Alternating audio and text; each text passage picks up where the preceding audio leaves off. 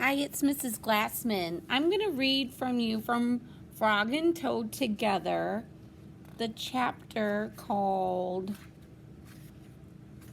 let's see, where is it? Dragons and Giants. This is in your assignment where it talks about setting. I want you to really think about this as we read it. Frog and Toad were reading a book together. The people in this book are brave, said Toad. They fight dragons and giants, and they are never afraid. I wonder if we are brave, said Frog. Frog and Toad looked into a mirror.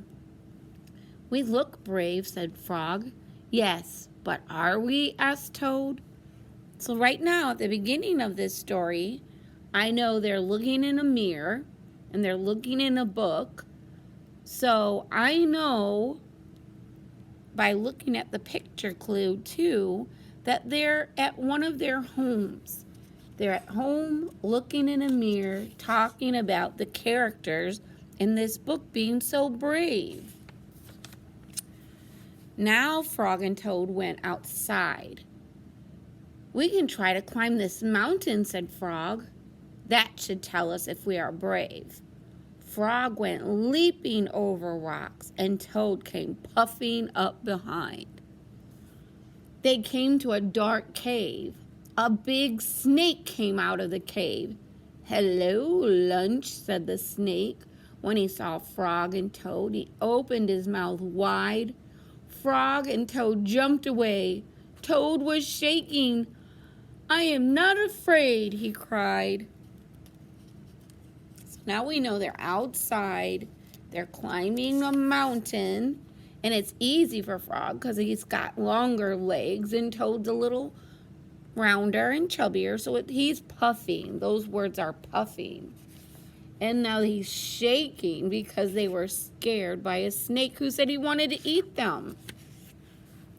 They climbed higher, and they heard a loud noise. Many large stones were rolling down the mountain. It's an avalanche, cried Toad. Frog and Toad jumped away. Frog was trembling. I am not afraid, he shouted. So they're still outside, and we know that because the rocks are falling down the mountain, right? They came to the top of the mountain. The shadow of a hawk fell over them. Frog and Toad jumped under a rock. The hawk flew away. We are not afraid, screamed Frog and Toad at the same time. Then they ran down the mountain very fast. They ran past the place where they saw the avalanche. They ran past the place where they saw the snake. And they ran all the way to Toad's house.